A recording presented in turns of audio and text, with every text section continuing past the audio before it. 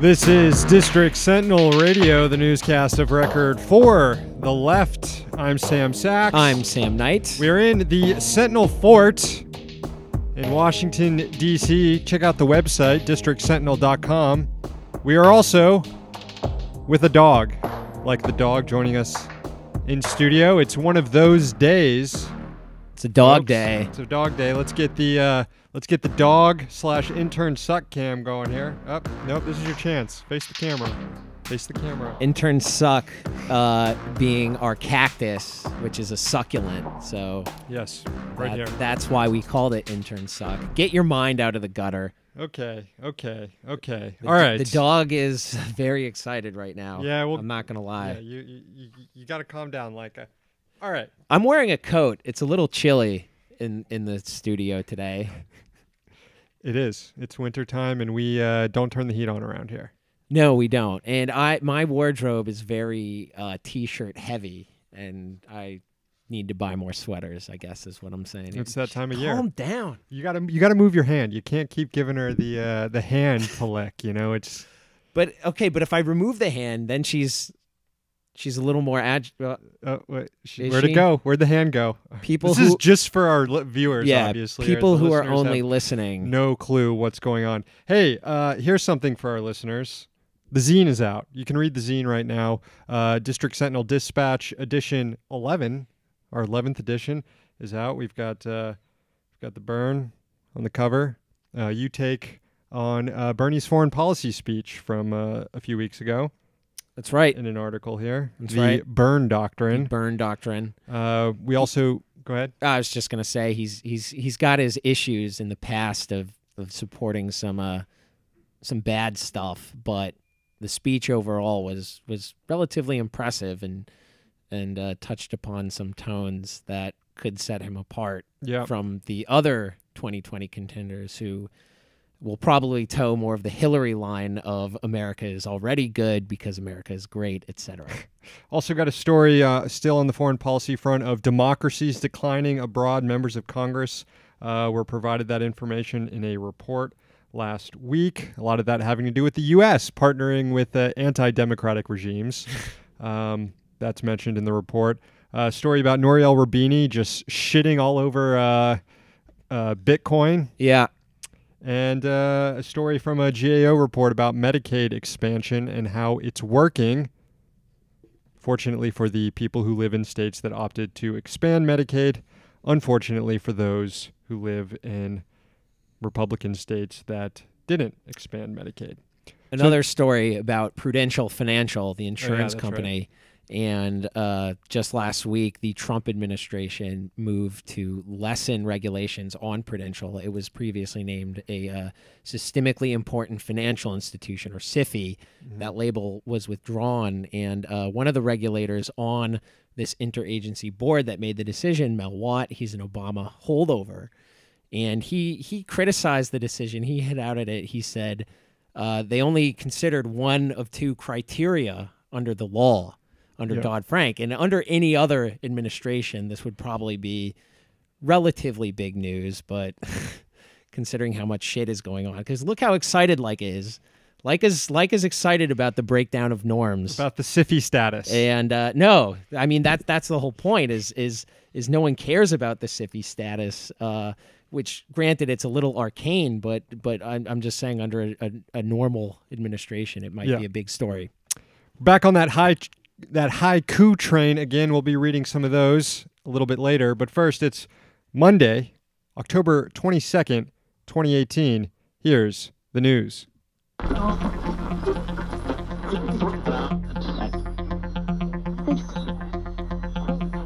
All right, we begin with this so-called caravan, an issue that is driving our president red and nude, and yet one that he adores because it allows him to hone his fascist tendencies and keep on fear-mongering into the 2018 midterms. Trump once again took to Twitter to suggest he was enacting major changes in U.S. policy. First, it was that he was going to send the U.S. military to the border to intercept refugees. That was from last week. But then today, on Monday, Trump announced he was going to cut off foreign aid to countries where refugees are fleeing from: Honduras, Guatemala, and El Salvador. Here was Trump's tweet. quote, "We will now begin cutting off or substantially reducing the massive foreign aid routinely given to them," referring to those 3 countries. Again, making this announcement on Twitter. Thousands of people making up this caravan are fleeing the violence and corruption in their home countries. According to the Associated Press, the U.S. provided $500 million in assistance to the 3 countries, Honduras, Guatemala, and El Salvador last year. Along with the harsh policy responses being threatened, it's pretty clear that this is an issue the president wants to keep hammering until the midterms. I said at the top, it allows him to hone his fascist messaging. Well, that was encapsulated perfectly with this tweet. The president alleges without any proof that criminals and unknown Middle Easterners are mixed in. They're mixed in with the caravan, the president claims. This is, of course, total bullshit. But it's the U.S. president spewing racist lies to demonize some of the most vulnerable people in the world. You know, when people like Joe Biden and other Democrats say the president hasn't done anything worthy of impeachment, I think of shit like this. This is worthy of impeachment. When you're lying, when you're spewing racist lies to demonize entire groups of people, you're acting like a fascist, and that's impeachable, in my opinion. Yeah. You agree with that? I do agree with that. Good. I think that's a salient point. I'm also being attacked by the dog still. I'll take over dog duties while you read your next story. Yeah, I feel like I can't contribute. Oh, you've hit the wrong button. Yeah. I feel like I couldn't contribute to that story. It had a very serious tone, and I had a little pug on my lap whimpering and licking my hand, so I had to recuse myself from that one. All right, well, good luck with this next one. The Trump administration has approved of yet another gigantic merger. This one creates the world's largest industrial gas supplier. The 2 companies involved are the Munich-based Linde AG and the Connecticut-based Praxair. Combined under the Linde name, they will surpass the current global number 1, a French company called Air Liquide. As Bloomberg noted, the companies currently supply the likes of oxygen, nitrogen, and helium to manufacturers and healthcare providers around the world. Approval from the Trump administration came today from the Federal Trade Commission. As Reuters noted, German regulators required the merger to be completed by Wednesday. It was first proposed in 2016. Now, not all members of the 5-person FTC executive want the merger to go through. Democrat Rohit Chopra cast a lone dissenting vote because he felt conditions imposed by the agency were insufficiently strict. While the FTC requires the companies to divest certain assets in the U.S., Chopra noted one of the divestments involves a private equity fund, and there are no rules imposed by the agency on asset stripping when an investor buys a company to sell it piece by piece. Chopra also points out that private equity is often associated with debt financing, which increases the likelihood that the company being sold goes bust. Quote, "I would have preferred to include additional protections for the public to safeguard against risks often posed by the private equity buyer interest in the divested assets," end quote. According to the FTC itself, the merger between Linde and Praxair will create an $80 billion company when it is completed. All right, time to get back on our bullshit here again with some poetry. Time to take a poetry break to read some haikus for our new subscribers. Leica being a good girl right now. I'll start first. This one goes out to Kyle. Thanks for signing up. My advice to young journos, just ignore Jeff Flake. Thank you, Kyle. This is for Tom. It's finally cold. Pay tribute to our brave troops. Space heaters, salute. Thank you, Tom. Finally, this is for Great Bacon. What is this? I yell, throwing the plate to the floor. Bacon's not crispy. Thank you, Great Bacon. I gotta say, sometimes chewy bacon is okay. How can you say that? Because when you chew the fat, it's, do you eat crispy bacon fat? Do you not eat the bacon fat? The fat's the best part. Do you not eat the fat? I feel like the fat just gets crispy too. All right. Well, we'll consult the chat room at the end of the show on this. I don't think anybody likes their bacon chewy. That's an abomination here, chewy bacon. You shouldn't eat bacon probably to begin with, but it's bad for you. It's very bad for you. But yeah, if you're going to eat bacon, eat it crispy, right? Leica likes her bacon crispy. chew the fat is all I'm saying. Thanks to our subscribers, patreon.com/District Sentinel. Moving right along here. Over the weekend, it was reported that the Trump administration is stripping the civil rights away from 1.4 million Americans. That's a lot. According to a leaked memo obtained by the New York Times, the Health and Human Services Department is trying to redefine gender in order to discriminate against more than 1 million transgender Americans, cutting off their ability to access certain healthcare programs, social safety net services, and simply use the bathroom of their choosing. According to the internal document, HHS wants to limit gender identity to the genitalia an individual was born with and what sex is listed on their birth certificate.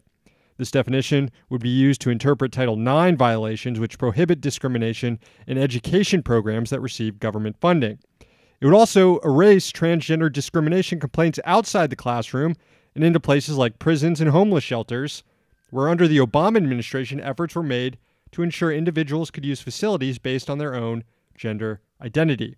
The Trump administration, with the help of the courts, is already largely ignoring complaints of transgender discrimination. The latest actions would make that disregard official policy within the administration. Here's the definition of gender the Trump administration wants. Quote, they want it to be based on a biological basis that is clear, grounded in science, objective, and administrable. Administrable. Sounds like they want to form a committee to check people's dicks. Check their genitalia.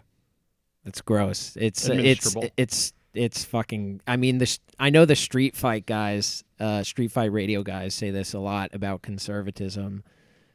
It's just cruel. It's so cruel. Yeah.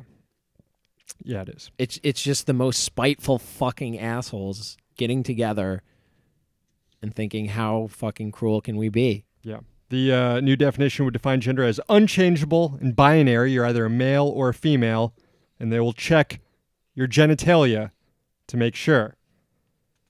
Speaking to Courthouse News on Monday, Roger Severino, the director of Health and Human Services Office of Civil Rights, didn't deny the authenticity of the leaked document. He said the department was reviewing the issue. Finally, the Trump administration hit out at South Korea for pushing too quickly for normalized relations with North Korea.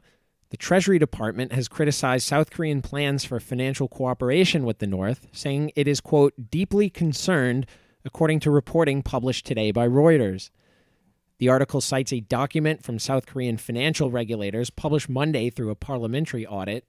According to the records, an unnamed Treasury official called executives at 7 South Korean banks days after a September agreement between South Korean President Moon Jae-in and North Korean leader Kim Jong-un. According to Reuters, the official mentioned, quote, media reports that said South Korean financial institutions were preparing to reopen branches within North Korea or task forces and working groups to support inter-Korean economic cooperation. The official said this clashes with U.S. policy on North Korea and, quote, UN and U.S. financial sanctions on North Korea. When asked about differences with the Trump administration, a staffer for President Moon told Reuters that Washington and Seoul would eventually be on the same path despite a procedural difference. The official was referring to the policy of denuclearization. I'm starting to see why, well, maybe not why certain people, but basically I get why people were concerned about this Trump North Korea outreach because he's in over his head. He's not really sure what he's doing, and he's backed up by a bunch of belligerent Republicans. So we'll see how this all goes. Yeah, that's the downside to all of this, I guess. All right, that will do it for the newscast. The dog has migrated to my lap while you were reading that last story. You have like a throne here that you just don't like to sit on. I don't understand it. But we got what's going on in the chat room? Chat room is talking about my hair.